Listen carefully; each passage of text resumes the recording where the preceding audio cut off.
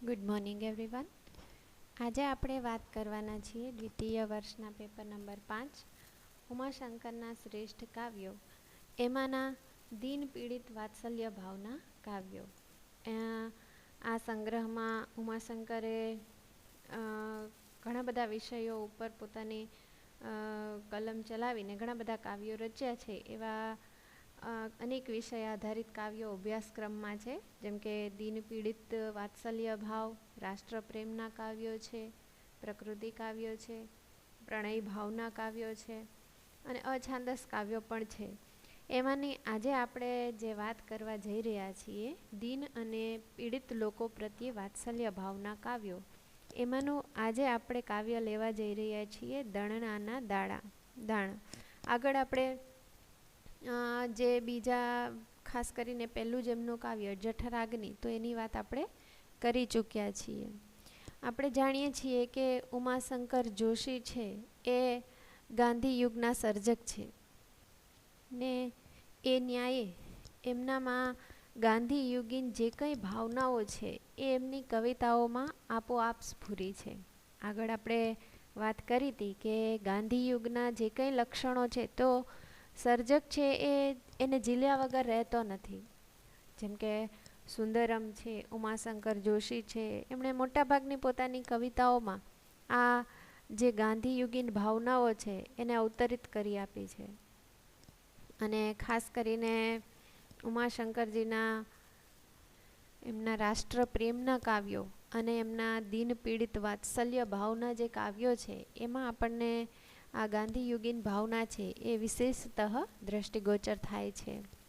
હવે અહીંયા દણનાના દાણા એટલે જે સમાજમાં જે ગરીબ વર્ગ છે, જે કંગાળ વર્ગ છે, એના તરફ કંઈક આંગળી છે એ ઉમાશંકરે ચીંધી બતાવી છે કે સમાજમાં જેમ આપણે વાત કરી હતી ને કે જઠરાગ્નિમાં કે આર્થિક અસમાનતા પ્રવર્તે છે, એવી જ રીતે સમાજમાં જુઓ કે એક કંગાળ વર્ગ છે, એક આખો એ ગરીબ વર્ગ છે કે એના પ્રત્યે આપણને સ્વાભાવિક રીતે જ કરુણા ઉપજે.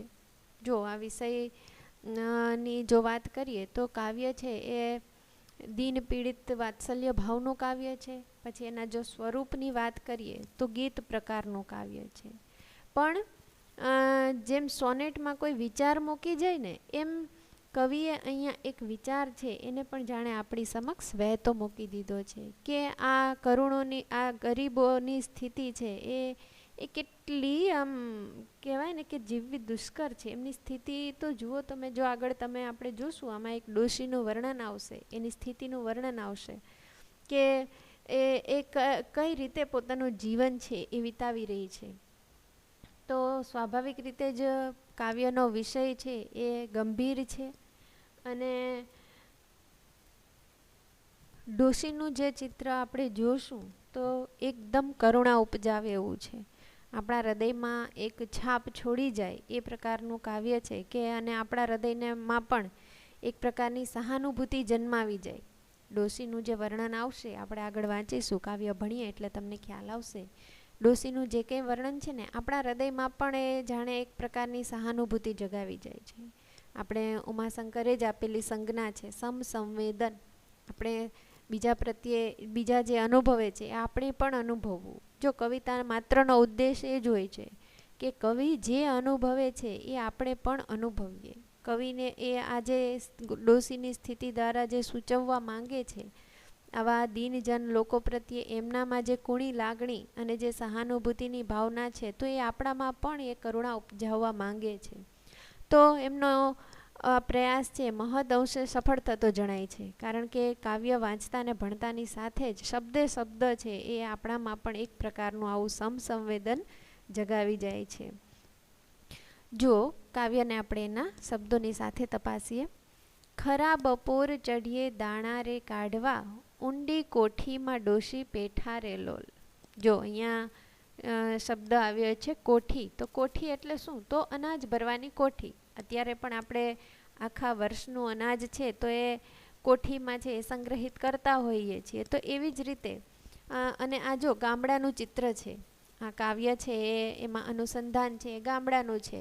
અને આપણે જાણીએ છીએ કે ઉમાશંકર જોશી એ પણ બામણા ગામના ઈડરના બામણાના જ વતની હતા. એમણે ગામડું જોયું છે, જાણ્યું છે, એને માણ્યું છે. ગામડાની દરેક સ્થિતિનો અનુભવ એમણે લીધો છે. બધું એમણે નજરે નજર નિહાળેલું છે. તો એ ન્યાયે ગામડાની એક વાસ્તવિક સ્થિતિ છે એણે આ કાવ્ય દ્વારા આપણી સમક્ષ ચિત્રી બતાવી છે. હવે ખરો બપોરનો સમય છે. દાણા રે કાઢવા ઊંડી કે કોઠીમાં ડોસી પેઠા રે લોલ. હવે કોઠી છે, સામાન્ય રીતે અનાજ આપણે કોઠીમાં સંગ્રહ કરતા હોઈએ અને પહેલાંના હવેની કોઠી છે તો આપણે પેલી ઢાંકણાવાળીને એવી આવી છે, પણ પહેલાંની જે કોઠીઓ હતી તો એમાં ખાસ કરીને એક નીચેના ભાગે કે એક કાણું હોય અને ઉપરથી અનાજ ભરેલું હોય ને તો નીચેના કાણા વાટે કે આપણે એને કાઢતા જઈએ. પણ જ્યારે અનાજ ખૂટવા આવે ને ત્યારે પછી જે સાવ તળિયે જતું રહે તો પછી એના જે હોલમાંથી પણ એ નીકળી ન શકે, એટલે પછી એ કોઠીમાં વાંકા વળી અંદર પેસી અને પછી એ અનાજ છે એનો દાણે દાણો છેલ્લેથી આપણે કાઢતા હોય. ઘણી વખત તમને યાદ હશે કે આપણે જ્યારે ઘઉં આવે અને આપણે સફાઈ કરતા હોઈએ, આખા વર્ષની સાચવણી માટે આપણે કોઠી છે એને વ્યવસ્થિત સાફ કરીએ, પછી એને તડકે સૂકવીએ અને પછી અનાજ સ્ટોર કરતા હોઈએ. તો ત્યારે આપણે આ ક્રિયા કરીએ છીએ કે કોઠીમાં ઊંડે સુધી નીચે સુધી જઈ એની કિનારીમાં જો ઘઉં ફસાયેલા હોય તો એને આપણે કાઢીએ છીએ, સાફ કરીએ છીએ, સૂકવીએ છીએ. તો છેલ્લા દાણાઓ કાઢવા માટે કોઠીમાં પેસવું પડે. અહીંયા સંદર્ભ છે એ સફાઈના સંદર્ભે નહીં, પણ અહીંયા કે કોઠી ખાલી થવાને આરે છે, કોઠીમાં હવે ઝાઝું અનાજ નથી. અહીંયા સંદર્ભ છે એ ગરીબાઈની સાથે જોડાયેલો છે. ખરા બપોર ચઢીએ દાણા રે કાઢવા ઊંડી કોઠીમાં ડોસી પેઠા રે લોલ. કોઠીમાં દાણા છે એ છે તળિયે આવી ગયા છે અને હવે ડોસી પાસે જાણે કદાચ વધારે અનાજ છે એ પેલું જમવાનું બનાવવા માટે હવે દરણું બચ્યું નથી, એટલે હવે દરણું કરવા માટે એને દાણા કાઢવા માટે પેલી કોઠી છે એમાં પ્રવેશ કરવો પડે છે. એમાં વાંકા વળી અને એક તો જુઓ કે કેવું કરુણા ઉપજાવે એવું દ્રશ્ય છે. એક તો ડોશી વયસ્ક છે, ઉંમર છે એની પૂરી છે, એની ગરીબાઈ જુઓ, એ એકલી છે, એ બિચારી લાચાર છે, સાથે કદાચ કોઈ મદદ કરે એવું પણ નથી.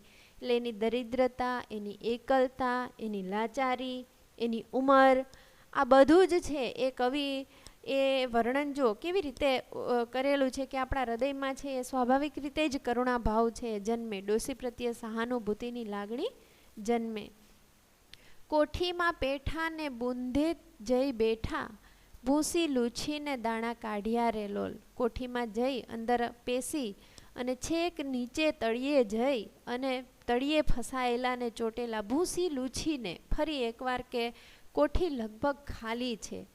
હવે દાણા તો ખૂટી ગયા છે. ગરીબોના ઘરમાં કાંઈ કોઠીઓ ભરેલી હોય એ તો શ્રીમંતોના ઘરમાં છે અનાજોની છોડો ઉડતી હોય અને બગાડ પણ એટલો થતો હોય, કોઈને એટલી દરકાર હોતી નથી.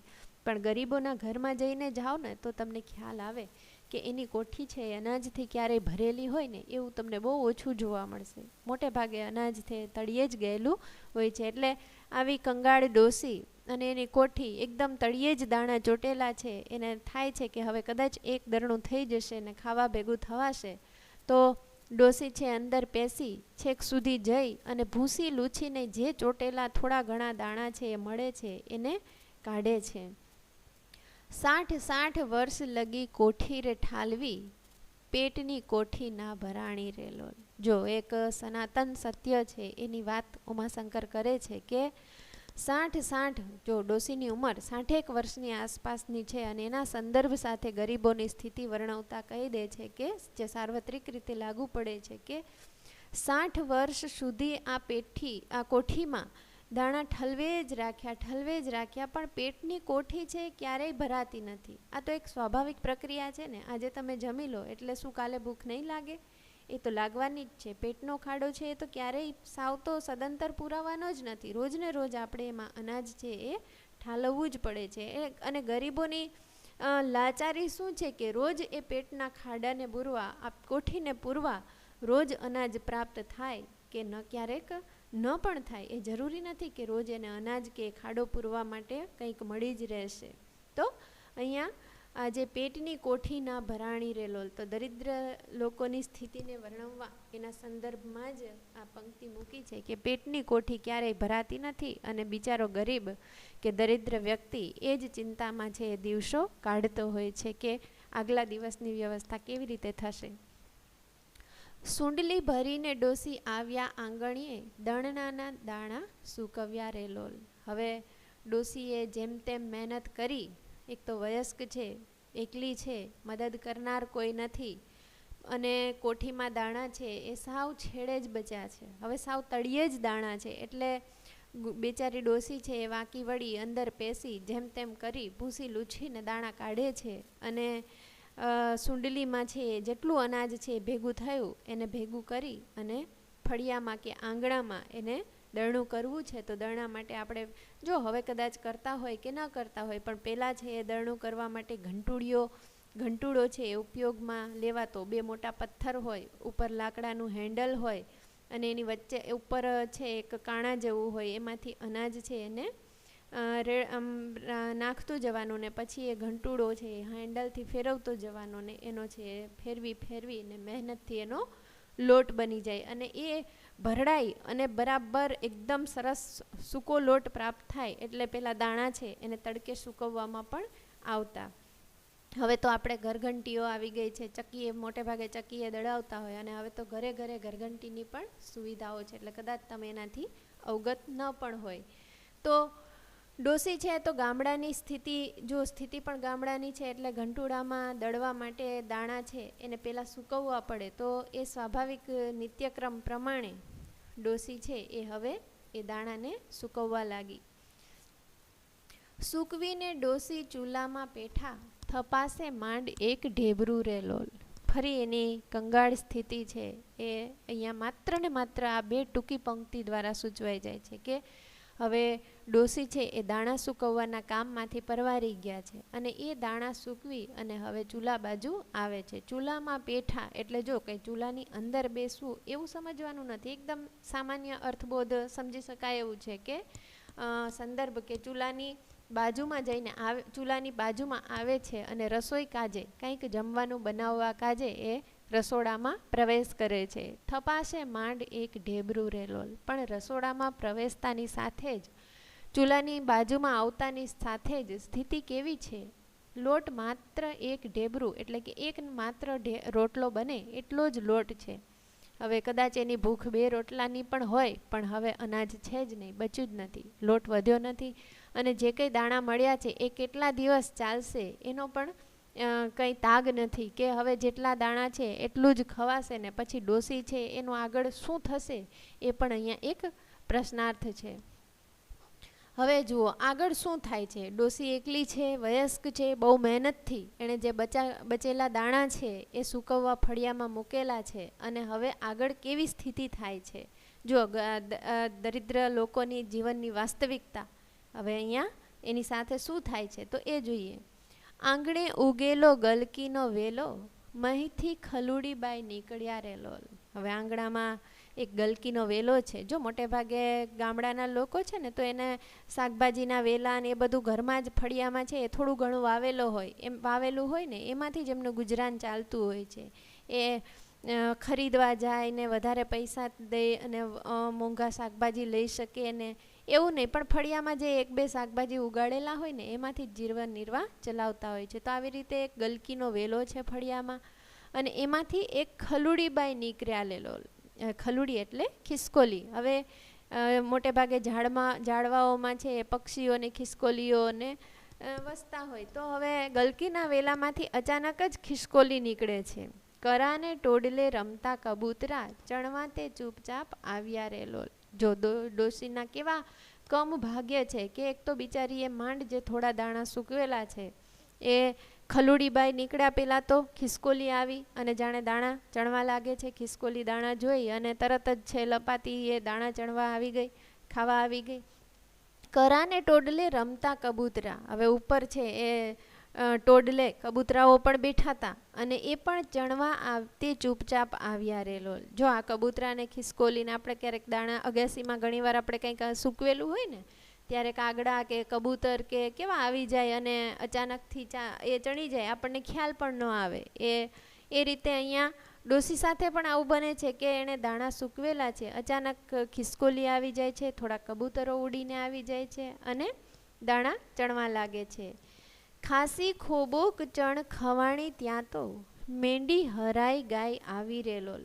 હવે ખિસકોલીએ લિજ્જત લેવાનું ચાલુ કર્યું, કબૂતરોએ દાણાની લિજ્જત લેવાનું ચાલુ કર્યું અને ત્યાં જ મેંડી હરાઈ ગાય આવી રે લોલ. એક ફરતી ભટકતી ગાય છે અને થોડી આમ માથાભારે દેખાય છે. એ ગાય છે એ તરત જ આવી ચડે છે. હજી અધૂરામાં પૂરું. એક તો ખિસકોલી હતી, કબૂતર હતા અને અધૂરામાં પૂરું હવે તો ગાય પણ આવી. ડોસીનો દીકરો પોઢ્યો પલેગમાં હરાઈ ગાય કોણ હાકે રે લોલ. હાથમાંનો રોટલો કરતો ટપાકા દાણા ખવાતા ન જાણ્યા રે લોલ. કેવી કરુણતા! તરત જ આમ આપણને સહાનુભૂતિ જાગે કે એક તો બિચારીએ માંડ કરીને દાણા સૂકવેલા છે, ખિસકોલી આવી ગઈ, કબૂતર આવી ગયા ને અધૂરામાં પૂરું હવે તો એક ગાય પણ આવી ગઈ અને એ પણ માથાભારે ગાય કે જે જલ્દીથી એ હાંકતા ચાલી પણ ન જાય. અને એને હાંકનાર પણ કોણ? ડોસી તો એકલી છે. ડોસીનો દીકરો પોઢ્યો પલેગમાં. જો આપણે આ પ્લેગની મહામારી જે આવી હતી એના વિશે જાણીએ છીએ કે પ્લેગમાં ગામોના ગામો છે એ સાફ થઈ જતા હતા. લોકો છે બહુ મોટી સંખ્યામાં મૃત્યુ પામેલા. તો આવી જ કંઈક દશામાં છે એ પ્લેગમાં ડોસીનો દીકરો ચીર નિંદ્રામાં પોઢી ગયો છે, એટલે કે હયાત નથી, મૃત્યુ પામ્યો છે. હરાઈ ગાય કોણ હાકે રે લોલ. હવે આવી માથાભારે ગાયને કોણ હાકે? કોઈ છે જ નહીં ઘરમાં. અને ડોસી તો કામમાં એની નોકરીમાં જાણે એના કામમાં વ્યસ્ત છે. હાથમાંનો રોટલો કરતો ટપાકા. આપણે રોટલો કરીએ ને એટલે સ્વાભાવિક રીતે જ બે હાથ આમ એને ટપાકા મારવા પડે, ત્યારે જ એ ઘડાય. એ ટપાક ટપાક રોટલાનો અવાજ ચાલે છે એટલે દાણા ખવાય છે એનો અવાજ, આ પક્ષીઓનો, ખિસકોલીઓનો કે ગાયનો અવાજ છે એ ડોસી સુધી સ્વાભાવિક રીતે જ પહોંચી શકતો નથી. ડોસી તો એના કામમાં મશગુલ છે. અને એમેય તમે જુઓ, એ સંદર્ભ પણ આપણે લઈ શકીએ કે ડોસી વયસ્ક છે, એની શ્રવણેન્દ્રિય, એની જોવાની શક્તિ એ એટલી બધી તેજ ન હોય એટલે બિચારી ડોસી છે એ સાંભળી શકતી નથી, જલ્દીથી એના ધ્યાનમાં આવતું નથી. રોટલાના ટપાક ટપાક અવાજમાં પેલા દાણાનો અવાજ છે એ સાંભળી શકતી નથી. હજી એ જુઓ આગળ એની સ્થિતિ છે એ વધારે દયનીય થવાની છે. એ રામા રાવણનો ટીપુડો કૂતરો ડોસીનો દેવ જાણે આવ્યો રે લોલ. પહેલાં તો એવું લાગે છે કે બાજુમાં કોઈ એક વ્યક્તિનું નામ લઈને કે રામા રાવણ, કોઈ એક પડોશમાં રહે છે વ્યક્તિ, એનો ટીપુડો કૂતરો, એનો કૂતરો છે ને એ આવી જાય છે. અને આવતાની સાથે જ જાણે આપણને પેલો અનુભવ એવો થાય કે આ ડોસી માટે જાણે એ દેવ બનીને, ભગવાન બનીને કેમ આવ્યો હોય કે કૂતરો આવતાની સાથે જ કબૂતરો ઉડી જશે, ખિસકોલી ભાગી જશે, ગાય પણ કદાચ ભાગી જશે. પણ થશે શું એ જોવાનું છે.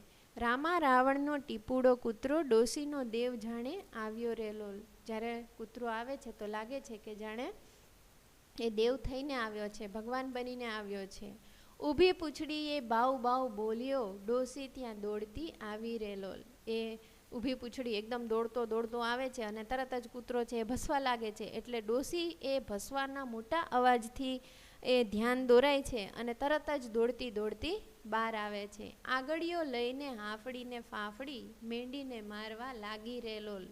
તરત જ કૂતરાના અવાજથી એને સફાળું જ્ઞાન થાય છે કે અરે રે, મેં તો દાણા સૂકવેલા છે. અને બિચારી હાથમાં જે કંઈ મળે એ લઈ અને દોડતી આવે છે. આગળ કંઈ ઘરનો આગળિયો, દરવાજાનો આગળિયો કંઈક તૂટેલો હશે, જો એના ઘરમાં સામગ્રીમાં તો કંઈ જ નથી, એટલે તૂટેલો આગળિયો જાણે હાથમાં લઈ અને તરત ગાય તરફ ધ્યાન, જેવી બહાર નીકળે એટલે જુએ છે કે ગાય પણ દેખાય, ખિસકોલીને કબૂતર તો છે સફાળા ભાગી ગયા હોય, એટલે મેંડીને મારવા લાગી રે લોલ. પેલી ભટકેલી ગાય છે એ આવી ચડી છે તો એને મારવા માટે આગળિયો લઈ અને દોડતી હાંફડી ફાંફડી. જો એ હાંફડી ફાંફડી શું કામ? તો કે એની પાસે માત્ર એક ઢેબરું થાય એટલો જ લોટ છે.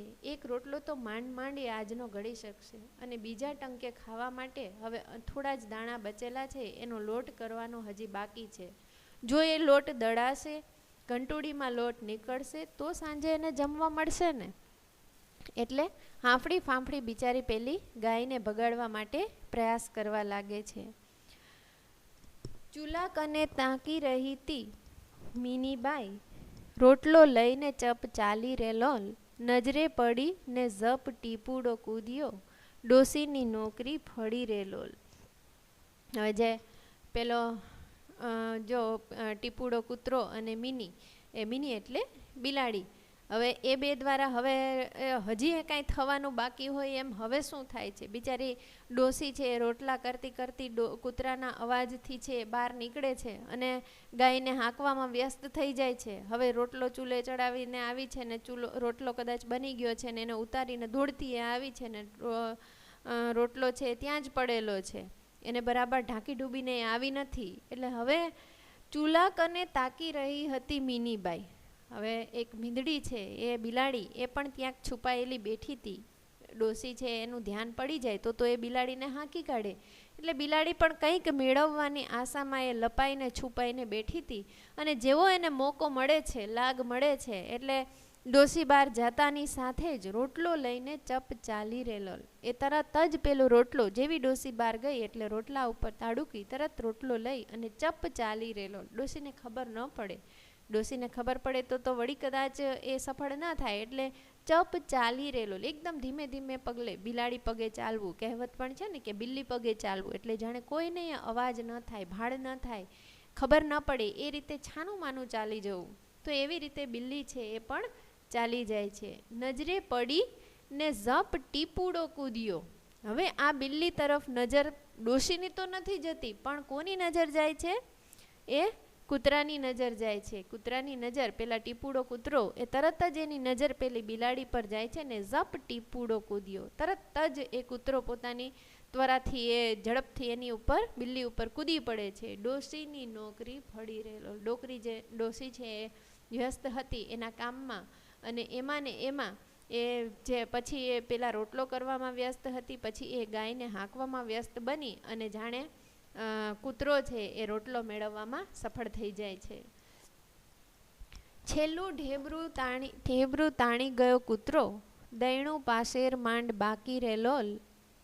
હવે જુઓ, હવે શું સ્થિતિ થશે? એક તો છેલ્લો જ એક રોટલો થાય એટલો જ લોટ હતો, એમાંથી માત્ર એક ઢેબરું કે રોટલો ડોસીએ મહેનતે બનાવ્યો. એક તો એકલી છે, વયસ્ક છે, માંડ માંડ પેલા દાણા સૂકવેલા છે, એમાંથી પોણા ભાગના માત્ર 5 શેર બચ્યા છે. પોણા ભાગના દાણા તો આ ખિસકોલી અને કબૂતર ને ગાય છે એના દ્વારા એ ખવાઈ ગયા.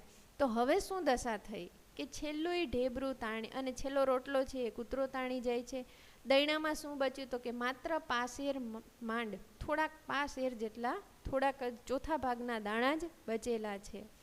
તો હવે ડોસી વિચારે છે કે હવે શું કરવું. અને જોજો કે ડોસી છે એના વિચાર, એ ડોસી છે એ શું વિચારે છે અને કેવો ભાવ અનુભવે છે. જો આપણે સામાન્યતઃ કોઈ વ્યક્તિ છે એનું મરણ થાય, આ ડોસી છે એ મરવાની ઉંમરની આસપાસ જ છે, અને હવે તો ઘરમાં અનાજ પણ નથી, આનાથી વિશેષ અનાજ નથી, ડોસી કમાઈને લાવી શકે એવી કોઈ સ્થિતિ નથી, કે ડોસીના ઘરમાં કોઈ સંતાન દેખાતું નથી, અને દીકરો છે એ પ્લેગમાં મૃત્યુ પામ્યો છે ને એ સિવાય ઘરમાં કોઈનો ઉલ્લેખ નથી, એટલે ડોસી સાવ એકલી છે. તો ડોસી હવે શું વિચારે છે? તો મરણોત્તર છે એ ક્રિયા થતી હોય, મરણોત્તર આપણે કંઈ વિધિને એવું કરીએ ને તો ડોસી જાણે, અને જ્યારે વ્યક્તિ મૃત્યુ પામે ને ત્યારે કંઈક વસિયત છે એ લખીને જતો હોય. એ પોતાની પાસે જે કંઈ સંપત્તિ કે મિલકત બાકી રહી હોય તો એ કોને આપવી એ બધું છે વ્યવસ્થિત રીતે એ કાનૂની કાર્યવાહી જે થતી હોય એ પ્રમાણે લખીને સોંપીને જતા હોય છે. હવે આ ડોસીને લાગે છે કે હવે જે રોટલો છે એ કૂતરો તાણી ગયો છે, અનાજ તો કેટલું માંડ થોડાક દાણા બચ્યા છે, તો હવે શું કરવું? આટલાથી તો એમાંય તે પેટ તો ભરાશે નહીં, અને હવે આગળ કંઈ પોતે કામી શકવાની નથી, મહેનત કરી શકે એવી સ્થિતિ નથી. તો હવે એ વિચારે છે કે ચાલને તો હવે કંઈક સારું જઉં છું, હવે હું મરીશ તો ખરી, કારણ કે મારું મૃત્યુ તો નિશ્ચિત છે, અનાજ વગર હું ઝાઝો સમય જીવી તો નહીં શકું, તો જતાં જતાં કંઈક સારું કરતી જાઉં, કંઈક સારું કાજ કરતી જાઉં. અને વિચારે છે કે એ ડોશી જો કોઈ મૃત્યુ પામે ને તો એના સગાવાલા કે સંબંધીઓ હોય તો એની પાછળ એનું કારજ, એ જે વિધિ થતી હોય એ કરતા હોય છે, પણ ડોશી પાછળ તો કોઈ નથી. તો ડોશીને લાગે છે કે જીવતે જીવતા જ હું જ કંઈક છે એ કરતી જાઉં અને કોઈકને સોંપતી જાઉં. તો પાછળની જે આ પંક્તિઓ છે એ બહુ મહત્ત્વની છે કે એરે પાશેર કણ પંખીડા કાજે મારી પછાડે નખાવજો રે લોલ. ડોસી છે એ જાણે આસપાસ પોતાના પડોશીઓ અને જે કોઈ ઓળખીતા લોકો છે એને કહેતી જાય છે કે હવે આ પાશેર કણ છે એ મને બહુ કંઈ કામ તો આવશે નહીં, અને પછી હવે અનાજ હું કામી શકવાની નથી, તો હું કેવી રીતે જીવીશ? તો મારું મૃત્યુ તો લગભગ નિશ્ચિત છે અને મારી પાછળ કોઈ નથી. તો આ જે પાશેર દાણા વધ્યા છે ને એ મારી પાછળ પંખીડાને નાખજો. જો કોઈ વ્યક્તિ, આપણા કોઈ સ્વજનનું મૃત્યુ થાય ત્યારે આપણે જે વિધિ વિધાન થાય એ બધું જ આપણે કરીએ, અને એનો 11મું કે 11મા દિવસે ક્રિયા હોય, 12મું હોય, તો ત્યારે આપણે છે મોટા ભાગે દાન કરતા હોઈએ, પક્ષીઓને ચણ નાખીએ, ગાય છે એને આપણે ઘાસ નાખતા હોઈએ, ભૂખ્યા બ્રાહ્મણ લોકો હોય એ ભૂખ્યા લોકોને જમાડીએ, કોઈ એવા કંગાળ કે દરિદ્ર લોકો છે તો એને આપણે દાન કરતા હોઈએ, જમાડતા હોઈએ, અથવા તો બ્રાહ્મણ વર્ગ છે એમને આમંત્રણ આપી અને ઘરે જમાડતા હોઈએ. તો કાંઈ ને કાંઈ આવું કારજ છે એ કરતા હોઈએ. તો ડોસીને થાય છે કે મારી પાછળ તો કરનાર કોઈ નથી, તો ચાલ ને હું જ હવે આ દાણા છોડી દઉં અને મારા પછી આ પંખીડાને નખાવજો. મારા ગયા પછી કંઈક દાન પુન થાય તો એક આજે આ દાણા છે પક્ષી માટે, પંખીડાઓ માટે છોડી દઉં છું. પછી જુઓ, હવે વધારે દયનીય સ્થિતિ અને પરાકાષ્ઠા તો ત્યાં છે. કોઠી ભાંગીને એના ચૂલા તે માંડજો. જ્યારે મૃત્યુ થાય ત્યારે એની પાછળ આપણે સગાવાલા સંબંધીઓને, આપણા કુટુંબીજનો બધા હોય તો એને આપણે જમાડતા પણ હોઈએ. જમાડીએ ત્યારે મોટો ચૂલો મંડાય, બધાની ભેગી રસોઈ થાય ને એની પાછળ જો કોઈ વયસ્ક વ્યક્તિ મૃત્યુ પામી હોય તો આપણે એની પાછળ લાડવા ને એનું જમણ થતું હોય. આમ થોડી સારી વાનગી પણ બનાવી શકીએ કે એ ઉંમરલાયક હતા એટલે એનું દુઃખ ન હોય, પણ એ હવે શાંતિને પામ્યા છે તો મીઠી વસ્તુ છે જમાડતા હોય. અને જો નાની વ્યક્તિ કે નાની ઉંમરની વ્યક્તિ મૃત્યુ પામી હોય તો ત્યારે સાદું સાધારણ શાક રોટલાને એ પ્રમાણે છે એ બધાને જમાડવામાં તો આવતા જ હોય છે મોટા ભાગે ને, મોટી ભાગની જ્ઞાતિઓમાં. તો ડોસીને થાય છે કે મારી પાછળ તો હવે કોઈ નથી, તો હવે શું કરું? તો કહે છે કે, અને પોતાની પાસે સંપત્તિમાં શું છે? જો એક તો થોડાક દાણા હતા, પછી જે દાણા કાઢ્યા એ કોઠી છે અને એક ચૂલો છે, અને બસ બીજું એની પાસે વિશેષ તો કંઈ નથી. જે ઘરમાં એ રહે છે એ કાચું પાકું જેવું તેવું એ ઘર છે. તો લાગે છે કે હવે કોઠી ભાંગીને એના ચૂલા તે માંડજો. કાં તો કોઠી છે એ લાકડાની હોય તો કે છે એને ભાંગી અને ચૂલા માંડજો અને આને બળતણ તરીકે એનો ઉપયોગ કરજો વેચ. અને પછી ચૂલો તો માંડીએ, પણ જમાડવા માટે અનાજ ક્યાંથી લાવવું? ડોસીની પાછળ લોકો જમાડવા હોય તો રોટલા જોઈએ, શાક બનાવવા માટે શાકભાજી જોઈએ, ઘણી બધી સામગ્રીઓની જરૂર પડે, તો એ બધી ક્યાંથી લાવવી? એટલે કે છે કે જો હવે ઘર વચેલું છે એ પણ કંઈ કામનું તો નથી. કરજો વેચીને ઘર કાંઈટું રેલોલ. કાંઈટું એટલે આજે મરણોત્તર જે ક્રિયા કરવામાં આવે ને જમાડવાની, ને જે 11મા ને 12મા દિવસે ક્રિયા કરાય આ બધી વિધિ વિધાન સાથે, તો એને કાંઈટું કહેવાય. તો ડોસી વિચારે છે કે મારા મૃત્યુ પછી આ ઘર વેચી અને મારું કાંઈટું છે એ તમે કરજો. આ કોઠી છે એને ભાંગી ચૂલા મંડાવજો અને આ દાણા છે એ પંખીડાને નખાવજો. તો જુઓ કે સમાજમાં ગરીબોની સ્થિતિ કેવી દયનીય છે. એટલે એક પ્રકારે વાસ્તવ દર્શન છે એ પણ ઉમાશંકરે આ કાવ્યમાં કરાવ્યું છે. અને તમે કદાચ પન્નાલાલ પટેલની માનવીની ભવાઈ એ નવલકથા છે એ વાંચી હશે. એના ઉપર ગુજરાતી પિક્ચર પણ બનેલું છે, ન જોયું હોય તો જોજો. એમાં જે ભૂખની પરાકાષ્ઠા એ સ્થિતિ કેવી હોય. ભૂખ્યો માણસ છે ને લગભગ કંઈ પણ કરવા મજબૂર થઈ જાય. ભૂખ છે એ માણસ પાસે ગુનો પણ કરાવે, ભૂખ માણસ પાસે ચોરી પણ કરાવે.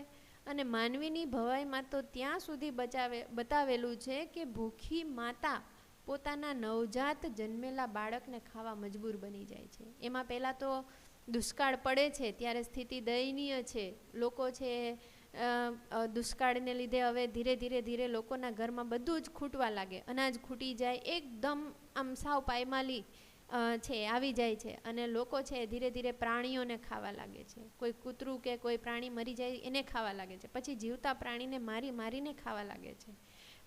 માણસને ખાવા લાગે છે. ભૂખ છે ને એ ભૂંડી છે. એમાં વાક્ય પણ આવે છે, એક શબ્દ પ્રયોગ કે ભૂખ ભૂંડી છે.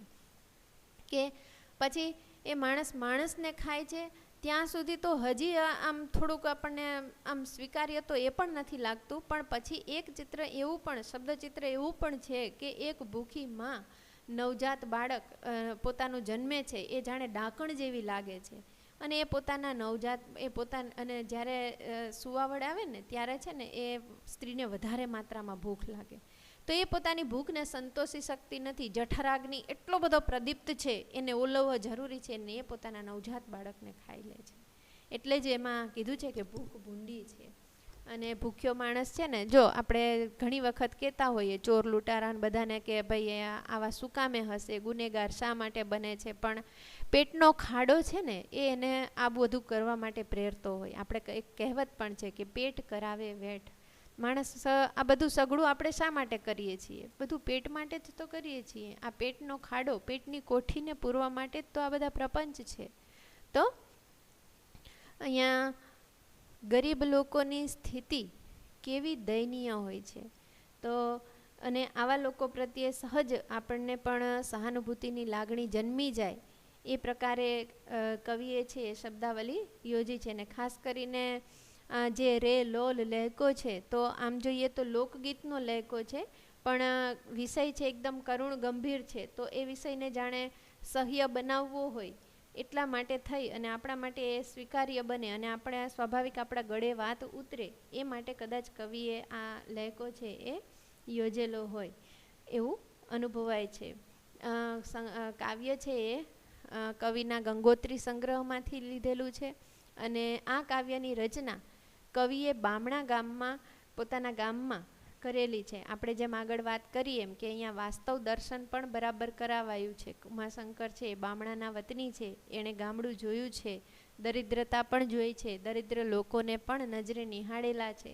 તો એ લોકોની સ્થિતિ કેવી હોય એમના પ્રત્યે એમણે પણ આવું સંવેદન અનુભવ્યું છે, કરુણા ઉપજી છે એમના હૃદયમાં પણ, અને એ કરુણા આપણા દરેક વાંચનાર કે ભણનાર કે આ કાવ્યને વાંચનાર દરેકના હૃદયમાં આવી કરુણા ઉપજે એ કવિ ઈચ્છે છે. અને દરેક કાવ્ય વાંચનાર જ નહીં પણ સમસ્ત દુનિયામાં ગરીબ લોકો પ્રત્યે સહાનુભૂતિ છે એ જાગવી જોઈએ.